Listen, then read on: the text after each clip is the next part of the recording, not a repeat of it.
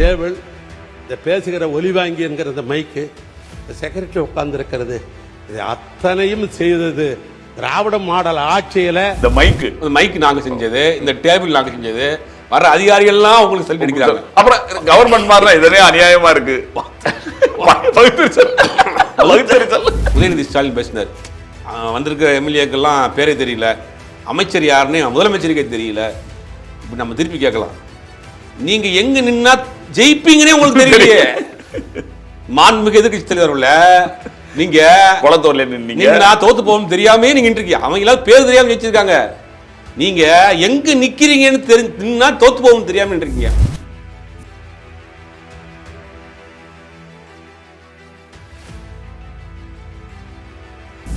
இல்ல அப்போ அம்மா ஜெயலலிதா, அம்மையார் ஜெயலலிதா அப்படின்னு மரியாதை நிமித்தமா சொல்லிப்பேன். ஏன்னா ஒரு முதலமைச்சராக இருந்தவங்க, தமிழ்நாட்டில் 2-3 முறை முதலமைச்சராக இருந்தவங்களுக்கு ஒரு மரியாதை கொடுக்கணும் இது. ஆனா அதையவே ஒரு பிரச்சனையை கொண்டு வரக்கூடாது. இது அவசியம் கிடையாது, இதுதான் செய்யணும்ன்ற அவங்க விருப்பங்க. அது வரீங்க ஒருத்தர் வந்து நீங்க வடநாட்டுலாம் நார்த் இந்தியாலாம் அப்படி சைடா ஒருத்தர் கூப்பிட்டு அண்ணன் சொல்ல முடியும். அவனா கூப்பிட்டாதான் கூப்பிடணும். போடா உனக்கு அண்ணன் கூப்பிடணும். சரி இவங்க சொல்லுவாங்களா தளபதி விஜய்னு? தளபதி விஜய் சொல்லுவீங்களா?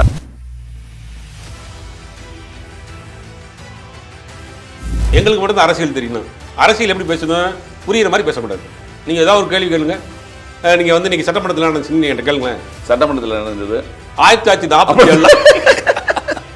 1947 இப்ப சொல்லுங்க. 1967 இப்ப சொல்லுங்க. 77 எம்ஜிஆர் ஏங்க இப்ப சொல்லுங்க. 2001 ஜெயலலிதா. இப்ப வரைக்கும் வரவே மாட்டேன். நீங்க எந்த தொகுதி? சைதாப்பேட்டையா டீனரு? சைதாப்பேட்டை இல்ல. ஆமா, சாபத்துக்கு ஆளா இல்ல. சைதாப்பேட்டை தொகுதியில அவர் செஞ்சாத மாதிரி யாரும் செய்யவே இல்லை. கலைஞரே முதலமைச்சர் இருந்தார், பெருமையா சொல்றேன். அவர் கூட அங்க ஒரு பெரிய ஹாஸ்பிட்டல் கொண்டு வர முடியல. ஏன்னா எங்க பக்கத்துல இருக்கிற ஆலந்தூருக்குலாம் பெரிய வசதியா இருக்குது. அந்த ஹாஸ்பிட்டல போய் வந்த நோயாளி அவன் சொந்தக்காரன் ஓட்டு போட்டுருந்தாலும் ஜெயிக்கும். அவனுக்கெல்லாம் நல்ல சாவே வராது. ஓப்பனா சொல்றேன். நான் சைதாப்பேட்டையோ நினைச்சேன். மண்ணவாரி தூத்துறோம். நாசமா போங்கடா நீங்க. அந்த பாரத ராஜா படத்துல வந்து தெரியுமா, வடிகரிசி ஊத்து அது மாதிரி.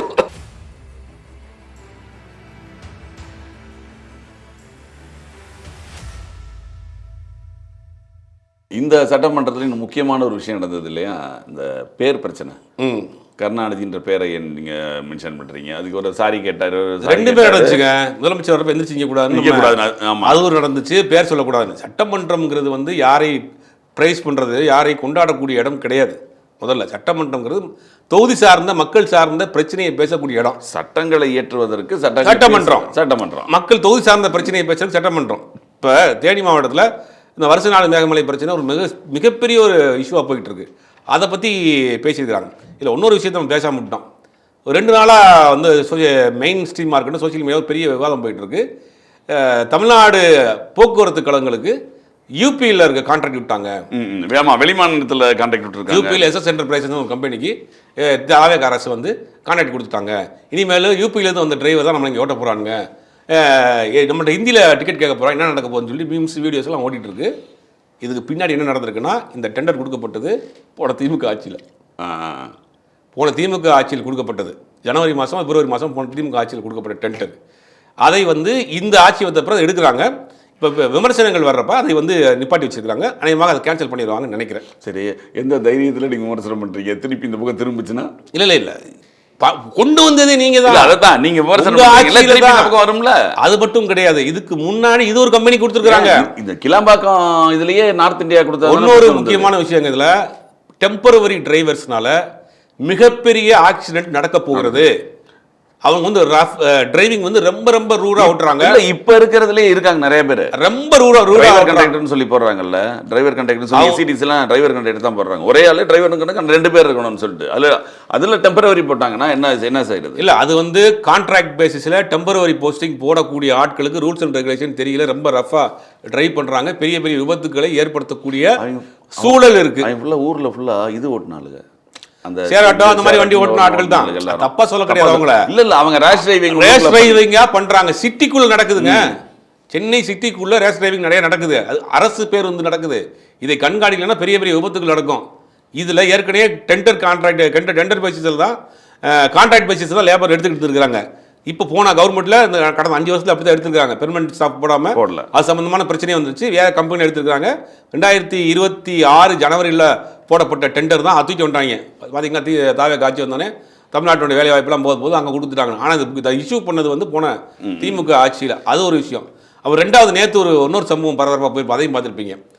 திண்டுக்கல் மாவட்டம் குஜிலம்பாளையம் வட்டத்தில் இருக்கக்கூடிய இந்திய கம்யூனிஸ்ட் மார்க்சிஸ்ட் கம்யூனிஸ்டுடைய நிர்வாகிகளுடைய டீட்டெயில் எடுத்துட்டு வாங்க. அங்கே இருக்கக்கூடிய வட்டாட்சியர் வந்து ஒரு சர்க்குலர் அனுப்பிச்சிருக்கிறார். அவங்களுடைய அட்ரஸ், ஃபோன் நம்பர். இன்னைக்கு காலையில் அந்த வட்டாட்சியர் வந்து தாசில்தார் வந்து சஸ்பெண்ட் பண்ணப்பட்டிருக்கிறாரு. நடவடிக்கை எடுக்கப்பட்டிருக்கு. இதில் என்னன்னா, இதை பார்க்கப்பட்ட விஷயம் என்னன்னா, இந்த தாவேக அரசாங்கம் வந்து போராடக்கூடியவர்களை ஒடுக்குறாங்க. இது வந்து ஒரு பாஜக வட இந்தியாவில் செய்கிற மாதிரியான முன்னெச்சரிக்கை நடவடிக்கைகளை கைது பண்ண போகிறாங்க. ரைட் அப் வீடியோலாம் வருது. இதுக்கு பின்னாடி அரசாங்கம் மிக மிக மிக இந்த மாதிரியான அதிகாரிகளை கண்காணிக்கணும். ஏன்னா இந்த தாவேக அரசாங்கத்திற்கு ஒன்றும் தொழிற்சங்கங்கள் கிடையாது. எல்லா தொழிற்சங்கங்களும் உள்ள இருக்காங்க. ஆல்ரெடி கம்யூனிஸ்ட் எல்லா கட்சிகளும் அப்படிங்கிற அரசாங்கத்திற்கு கெட்ட பேர் ஏற்படுத்தக்கூடிய வகையில் சில அதிகாரிகள் இந்த வேலையை செய்கிறாங்க. வெளிலேருந்து பார்க்குறப்பன்னா தெரியும் உங்களுக்கு. ஆமாம், இந்த 2 நாளாக மெயின் செய்தியாக தாங்க தாவேக அரசாங்கம் வந்து தமிழ்நாட்டுடைய வேலை வாய்ப்பை யூபி கொடுக்குதுன்றாங்க. வெளிலேருந்து பார்க்குறப்ப அதான் ஓடுது. அப்புறம் கம்யூனிஸ்ட் தோழர்களை வந்து உளவு பார்க்குறாங்க, அவங்கள வந்து டேட்டாஸ் எடுக்கிறாங்கன்னு சொல்கிறாங்க. இது வந்து யார் செய்தது? இதுக்கு பின்னாடி யார் இருக்கா? இதுக்கு பின்னாடி இவங்களை தூண்டி விட்டது யார்? எந்த அதிகாரிகள்ங்கிறத ஒரு இன்வெஸ்டிகேஷன் வச்சு இது கடுமையாக நடவடிக்கை எடுக்கலன்னா இந்த மாதிரியான அவதூறு பிரச்சாரம். ஏற்கனவே மின்சாரத்துறையில் இந்த மாதிரி நடந்தது தான். ஆரம்பத்தில் நிறைய பிரச்சனை நடந்தது. அது ஆதரவு அதிகாரிகள்லாம் சொன்னாங்க. அவரே நிர்மல்குமாரே சொன்னார். ஆமாம், அதே மாதிரி எல்லா தரப்புலையும் இருக்கிறாங்க அவங்க ஆட்கள். அதை வந்து கண்காணிக்கணும். இந்த மாதிரியான தொடர்ந்து அவதூறான குற்றச்சாட்டுகள் வந்துகிட்டே தான் இருக்கும். இதில் ஓபிஎஸ் இப்போ இந்த பேச்சு சொன்னோம் இல்லையா, கருணாநிதியின் பேரை சொல்லி பேசினது, அந்த பேச்சு வரும்பொழுது இவங்க மாற்றி சொல்கிறாங்க. அவர் மன்னிப்பு கேட்டார். மன்னிப்பு கேட்கணும் கூட அவர் அவசியம் கிடையாதுங்க சொன்ன மாதிரி அது ஒரு பேர், அது சொல்லிட்டு போகலாம். இப்போ சரி திருப்பி கேட்குறான். இவங்க எல்லாருமே அம்மான்னு சொல்லுவாங்களா, புரட்சித்தலைவின்னு சொல்லுவாங்களா, ஜெயலலிதா தானே சொல்லுவாங்க. இல்லை, அது ஒரு 2 பேருக்குமே சொல்லக்கூடாது. இது காமன் பேர். இது பல முறை இந்த முதலமைச்சராக இந்த அவையில் இருந்தவங்க. அதனால் ஒரு மரியாதைக்குரிய வகையில் புரட்சித் தலைவி ஜெயலலிதா, கலைஞர் கருணாநிதி அப்படின்னு சொல்லிட்டு போயிடலாம். ஏன்னா அது வந்து ஒரு மரியாதை நிமித்தமான ஒரு பேர். புரட்சி தலைவர் திமுக சொல்ல முடியாது, சொல்ல முடியல. இல்லை, அப்போ அம்மா ஜெயலலிதா, அம்மையார் ஜெயலலிதா அப்படின்னு மரியாதை நிமித்தமாக சொல்லிவிட்டேன். ஏன்னா ஒரு முதலமைச்சராக இருந்தவங்க, இந்த தமிழ்நாட்டில் 2-3 முறை முதலமைச்சராக இருந்தவங்களுக்கு ஒரு மரியாதை கொடுக்கணும் இது. ஆனால் வந்து அதையவே ஒரு பிரச்சனையை கொண்டு வரக்கூடாது. இது அவசியம் கிடையாது. இதுதான் சொல்லணும்ன்ற அவங்க விருப்பங்க. அது இப்போ நீங்கள் ஒருத்தர் வந்து நீங்கள் வடநாட்டிலலாம் ஒருத்தரை கூப்பிட்டு அண்ணன் சொல்ல முடியுமா? அவனா கூப்பிட்டா தான் கூப்பிடணும். போடா உனக்கு அண்ணன் கூப்பிடணும். சரி, இவங்க சொல்லுவாங்களா தளபதி விஜய்னு? தளபதி சொல்லுவீங்களா? அவங்க பேரே சொல்ல மாட்டேங்கிறாங்க. அங்கே இருக்க ஆளுங்க முதல்வர் காமனா சொல்றாங்க தவிர விஜய் பேர் சொல்றாங்க. அதெல்லாம் விரும்புறது கிடையாதுங்க. அவர் ரொம்ப யதார்த்தமா இருக்கிறாரு. இல்ல அப்படி பேசுனா 2 பக்கம் பேசணும்ல. இல்ல 2 பக்கம் அவர் விரும்புறதுல இன்னைக்கு கூப்பிட்டு வான் பண்ணிட்டாங்க. இந்த மாதிரி எல்லாம் பேசி நீங்க நீட்டி முழங்கி பாட்டு பாடுறது, கவிதை சொல்றதெல்லாம் இந்த விட்டுருங்க, இதெல்லாம் வேணாம் தான் எங்களுக்கு ஓட்டு போட்டுருக்காங்க, இந்த வேலையை நீங்க செய்யாதுங்கன்னு கூப்பிட்டு வான் பண்ணி விட்டாங்க. அப்ப இது சட்டமன்றம்ங்கிறது நம்ம ஏற்கனவே சொன்ன மாதிரி இதுல அவர் ஓபிஎஸ்லாம் சொல்றாரு, எங்க தலைவர் வந்து நீங்க இந்த மாதிரி எந்த தலைவர், வேற யார் தலைவர்? அவருக்கு வந்து எம்ஜிஆர் ரசிகர். எம்ஜிஆர் ரசிகரா இருந்து நேரு சொல்றதுக்கு ஒரு அர்த்தம் இருக்கு. இவர் எந்த தலைவர்னா யாருன்னு சொல்லுவாரு. அவர் பாத்தீங்களா இலக்கிய செம்மல் பேசுறது வேவாவேலு பாக்கலையா நீங்க? ஆமா, இந்த பேச்சு நிறைய பேசுனாரு. இந்த டேபிள் நாங்க செஞ்சது, இந்த பில்டிங் நாங்க கட்டினது, எங்க அண்ணன் கட்டினது அப்படின்ட்டாப்ல. உடனே ராஜமோகன் அமைச்சர் இருந்துச்சு, இதெல்லாம் பேசாதீங்க, மக்கள் வரி பணத்துல கட்டுறது, நீங்க காசா போட்டு கட்டுறீங்க, உங்க காசா போட்டு கட்டுறீங்க. இந்த மைக்கு நாங்க செஞ்சது, இந்த டேபிள் நாங்க செஞ்சது, வர அதிகாரிகள்லாம் உங்களுக்கு செல்ஃபி அடிக்கிறாங்க. அப்புறம் கவர்மெண்ட் மாதிரி இதனே அநியாயமா இருக்கு. வேற ஒண்ணும் சொல்ல, நீங்க வேணா ஒரு தடவை தள்ளிவிட்டு வாங்கிக்கோங்க. வர்ற அதிகாரிகள்லாம் உங்களுக்கு செல்ஃபி அடிக்கிறாங்க, அடிச்சுட்டு போறாங்க. அது எந்த ஆட்சி மாறினாலும் உங்களுக்கு அடிக்கத்தான் தெரியுதுல்ல. அப்புறம் இதுக்கு தாங்காம வர்ற அதிகாரிகள்லாம் உங்களுக்கு செல்ஃபி அடிக்கிறாங்க, அடிச்சுட்டு போறாங்க. ஆட்சி மாறினா அடிக்கத்தானே செய்வாங்க. எங்களுக்கு அடிச்சாங்க, உங்களுக்கு அடிச்சாங்க, நாளைக்கு வேற ஒருத்தர் வேற ஒருத்தர் அடிப்பாங்க. அரசு அதிகாரிகளுக்கு அதான் வேலை. இது எல்லாமே உங்களுக்கு தெரியுது இல்ல? அப்படி கேட்கிற டேபிள் எங்க செஞ்சதுன்றீங்க, உங்களை பார்த்து செல்ஃபி அடிக்கிறான்றீங்க, எல்லாத்தையும் எடுத்து வெளியே போட்டுருவோமா, நீங்க செஞ்சதெல்லாம் பேரை மாத்திடுவோமா, இல்லாட்டி என்ன பேச்சு இது? அதாவது அவங்களால தாங்கிற முடியல, இன்னைக்கு வரைக்கும் தாங்கிற முடியல. அது இன்னொரு முக்கியமான விஷயம், ஒரு 4-5 நாளைக்கு முன்னாடி நிதித்துறை கூட்டம் நடந்தது. உதயநிதி ஸ்டாலின் பேசினார். வந்திருக்கிற எம்எல்ஏக்கெல்லாம் பேரே தெரியல, அமைச்சர் யாருன்னு முதலமைச்சருக்கே தெரியல. இப்படி நம்ம திருப்பி கேட்கலாம், நீங்க எங்க நின்னா ஜெயிப்பீங்கன்னே உங்களுக்கு தெரியலையே.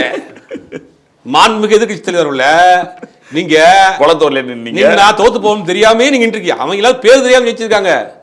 நீங்க எங்க நிக்கிறீங்கன்னு நின்னா தோத்து போகும் தெரியாம நின்றுக்கீங்க. சரி, பேர் தெரிஞ்ச என்ன பண்ணணும்? இல்ல மனப்பாடம் பண்ணிக்கணும். இல்ல, அதாவது என்னன்னா உங்களுக்கு என்னன்னா வடகரை மாவட்டமா துரைமுருகன் இல்லாட்டி துரைமுருகன் பையன். ஏன்னா அது உங்களுக்கு 40 வருஷமா இருக்கீங்க, அதனால விழுப்புரமா பொன்முடி இல்லாட்டி பொன்முடி பையன், திருச்சியா நேரு பையன், மதுரையா பிடிஆர் தியாகராஜன் பழனிவராஜன், அவங்க அந்த ஃபேமிலி யாராவது ஒருத்தவங்க இருக்கணும். இல்லாட்டி மூர்த்திக்கு அடுத்து மூர்த்தி பையன், இந்த மாதிரி இருக்கணும். திமுக மட்டும் இல்ல, நமக்கே தெரியும். ஆமா, விழுப்புரம் அப்படின்னா இவங்க. இப்ப சாமானிய எளிய பின்புலத்தில் இருக்கக்கூடிய ஒரு படித்த இளைஞன் இன்னைக்கு சட்டமன்ற உறுப்பினருக்கு வந்திருக்கான், அமைச்சரா இருக்கிறாரு. அப்படிங்கும் போது அது உங்களால தாங்கிற முடியல. பேர் தெரிஞ்சு நீங்க என்ன செய்ய போறீங்க? இது யாருக்கு தெரியணும்னா கட்சியில இருக்கிற ஓட்டு போட்ட மக்களுக்கு தெரியணுங்க. அவர் யாரும் தெரிஞ்ச தொகுதி சார்ந்த பிரச்சனையை பேசுறாருன்னு மக்களுக்கு தெரியணும். இல்ல ஒரு அமைச்சரா இருந்தாருன்னா ஒரு துறை சார்ந்து என்ன செய்யறாருன்னு தெரியணும். நீங்க அதை விமர்சனம் தான் பண்ணணும். பேர் தெரியாதெல்லாம் அமைச்சராயிட்டான், இது வேற நமக்கு வேற இவங்க வேற நம்மள ரொம்ப டிஸ்டர்ப் பண்றாங்கடா. அதுல வந்து இனிஷியல் வேற சரியில்லை. ஆமா, இல்ல இவங்க வேற ரொம்ப டிஸ்டர்ப் பண்றாங்கடா. நம்மள தாப்புல வந்து உட்கார்ந்து கேள்வி கேட்கறாங்க, எதாவது பயல் தூக்கிறாங்க. ரொம்ப இரிட்டேட்டிங்காவே இருக்கு. அப்படிங்கிற மாதிரி தான் இருக்காங்க. 5 வருஷம் போனா 5 வருஷம் ஃப்ரீயா நம்மள பாடிட்டு இருந்தாங்க. இப்ப யாராவது பேர் தெரியாத பசங்க எல்லாம் உட்காந்துருக்காங்க. சின்ன பக்கம் பசங்க எல்லாம் உட்காந்து பழைய கதையெல்லாம் எடுத்து பேசுறாங்க. நமக்கு ரொம்ப இரிட்டேட்டிங்கா இருக்கு. 2000 சீட்டு என்ன திடீர்னு இருந்துச்சு. 2009 என்ன நடந்துச்சு தெரியுமா? பிரேக்ஃபாஸ்ட்டுக்கு லஞ்சுக்கு நடையில உண்ணாவிரதம் வந்தவன் டாப்ல. இதுக்கு நீ பேசாம நீங்க உட்காந்தீங்கன்னா அவங்களும் பேசாம இருப்பாங்க. நீங்க ஏதாவது பழைய எங்களுக்கு தான் வரலாறு தெரியும், எங்களுக்கு தான் அறிவு அதிகம், நாங்க மட்டும்தான் அரசியல் பண்ணுவோம், நாங்க வந்து காலங்காலமா திராவிடத்தை பத்தியே இதுவும் திராவிடம் தான், இந்த கட்சியும் திராவிட கட்சி தான், இவங்களும் பேசிட்டு தான் இருக்கிறாங்க. பெரியாரும் அம்பேத்கரும் கொள்கை தலைவர் தான் வச்சிருக்காங்க கட்சி. காமராஜர் அல்லாங்க இவங்க அத்தாரிட்டியா திராவிடம் இருக்கா? தமிழ் வெற்றி கழகம் இருக்கு, கழகம்னா திராவிடம் தான். அதுல திராவிடம் சேர்த்தாதான் ஒத்துக்குவோம். நாங்க மட்டும் தான் அரசியல், தமிழக வெற்றி திராவிட கழகம், நாங்க மட்டும் தான் அரசியல் பேசணும். எங்களுக்கு மட்டும் தான் அரசியல் தெரியணும். அரசியல் எப்படி பேசணும்? புரியுற மாதிரி பேசக்கூடாது. நீங்க ஏதாவது ஒரு கேள்வி கேளுங்க. நீங்க வந்து நீங்க சட்டமன்றத்தில் நடந்துச்சுன்னு என்கிட்ட கேளுங்களேன். சட்டமன்றத்தில் நடந்தது 1947. 1947 இப்ப சொல்லுங்க. 1967 இப்ப சொல்லுங்க. 77 எம்ஜிஆர் ஏங்க இப்ப சொல்லுங்க. 2001 ஜெயலலிதா. இப்ப வரைக்கும் வரைய மாட்டாங்க. இப்படி பேசி என்ன பண்ணாங்க? மக்கள் எல்லாம் எரிஞ்சிட்டாங்க. ஐயோ இன்னைக்கு என்ன நடக்குது பேசுங்க. இல்ல இன்னொன்னு சொல்லிடுவாங்க. அன்று நீதி கட்சி தொடங்கிய பொழுது நீதி கட்சியில பனகல் அரசு என்ன செஞ்சாரு? இதை பூரா வந்து ஒரு குரூப் இருக்காங்க, ஒரு அந்த உட்காந்து படிச்சு விட்டு இதை வந்து வெளியில சொன்னா தான் நம்மளை வந்து ஒரு இன்டெலெக்சுவலா நினைப்பாங்க, வரலாறு தெரிஞ்சவங்க நினைப்பாங்க, அரசியல் புலி அப்படின்னு நினைப்பாங்க. அப்படி ஒரு ஸ்டைல் அப்படி வந்து அந்த ஒரு இதுல அவர்களை நிற்கும் போதே ஒரு உங்களுக்கே 5 நிமிஷத்துக்கு எவ்வளவு கோவம் வருது.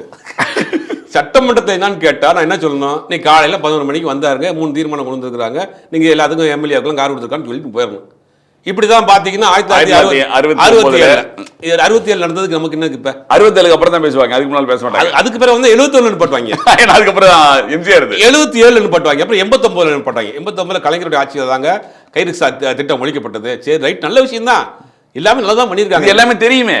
அதாவது திமுக அதிமுக ஆட்சி காலத்தில் தமிழ்நாட்டில் நிறைய விஷயங்கள் நல்ல விஷயங்கள் பண்ணியிருக்காங்க. பண்ணதுனால தான் தமிழ்நாடு இன்னைக்கு இந்தியாவில் பெரிய மாநிலமா இருக்கு. இவங்க தான் ஆட்சியில் இருந்தாங்க, அந்த டைம்ல பண்ணியிருக்காங்க, தவறும் இருக்கும் நல்லதும் இருக்கும். இப்போ நான் கேட்ட கேள்விக்கு என்ன பதில் சொல்லணும்? அது இப்போ நீங்க சொல்லுங்க. இது இப்போ என்ன செய்ய போறீங்க சொல்லுங்க. இப்போ நான் 1974 77 64 81 ராஜாஜி அண்ணா இந்த கதையை பூரா சொல்லி முடிச்சுட்டு கடைசியில் இன்னைக்கு சட்டமன்றத்தில் நடந்தது இதுதான் சொன்னோம்னா மக்கள் கேட்பாங்க. அதை கடுப்பாயி என்ன நீங்க போட்டு அதே பேருக்கு அந்த பக்கம்ட்டாங்க. நேரம் அவர் வர்றாப்புல நல்லது செய்வேன் ஓட்டு போடுங்க போட்டாங்க. அவர் 9:30 மணிக்கு வந்துட்டு 5 மணிக்கு போறது வந்து பெரிய விஷயமா? அப்ப உங்களுக்கு என்னதாப்பா பெரிய விஷயம்? நீங்க சட்டமன்றத்துக்கு நீங்க உங்க நேரத்தில் ஆப்ஷன் போறீங்க, ஃபுல்லா உட்காந்துருக்காரு. ஒரு முதலமைச்சராக இருக்கு, எனக்கு தெரிஞ்சு அடையாள வெளியே போவாங்க, ஆப்ஷன் ஆகும். முழுவதுமாக சட்டமன்ற அவையில் இருக்கக்கூடிய ஒரு முதலமைச்சர் இருக்கார். முந்தா நாள் நாங்கள் பேசுகிறப்ப வந்து வெளியே போயிட்டாரு. உண்மையிலே அன்றைக்கி காலையில் இந்தியா டுடே நிகழ்ச்சி சம்மந்தமாக அந்த நிகழ்ச்சியை முடிச்சுட்டு வர்றாரு. அது வரதுக்கு ஒரு தாமதமாக 1 மணி நேரம் ஆயிடுச்சு. உடனே வந்து நாங்கள் கேட்குற அன்றைக்கி வெளியே போயிட்டாரு. அடுத்த நாள் கேளு, இங்கே தானே இருக்கு, இன்னைக்கு கேளு எந்த தமிழ் உட்காந்து. இப்போ நாங்கள் வந்து மானிய கோரிக்கை கேட்டுருந்தோம், சிறப்பு கவனம் பார்த்துட்டு வரப்போ முதலமைச்சர் இல்லை, அடுத்த நாள் விட்டால முதலமைச்சர், நீங்கள் பேசுங்க. அது நேற்றைய பிரச்சனை, நேற்றைய பற்றி இன்றைக்கு விவாதிக்க முடியாது, நீங்கள் மட்டும் பழசு. ஆமாம், எப்படி பின் ட்ராப் சைலண்ட்ல இப்போ தம்பிங்கள்லாம் இப்போ நல்லா பண்ணுறாங்க. இப்போ திமுகக்குள்ள பயங்கரமான கூப்பிட்டு எல்லாத்தையும் வான் பண்ணிருக்காங்க போல. இனியே நீங்க பூரா திடீர் தாவேக்கா மாதிரி பேசிக்கிட்டு இருக்கீங்க உள்ள. தம்பி கூட ஜூனியர் விடல போட்டிருக்கு இந்த கழுவ தாவேக்காவை யார் காப்பாற்றுகிறார்? திமுக தான் காப்பாத்துது. தம்பிங்க பூரா அப்படித்தான். நம்ம ஏதாவது கேட்டா விளையாட்டா சொல்லுங்க தம்பிக்கு, ஏன் தம்பி அப்படித்தானே தம்பி நமக்கு வேட்டப்பட்ட தம்பி அப்படின்ட்டு போயிடறாங்க. சேஃப்டி எதுக்கு? நாளைக்கு பூரா ஃபைல் உள்ள தோண்டினா வந்துகிட்டே இருக்கு. அவ்வளவு அடிச்சு வச்சிருக்காங்க போல.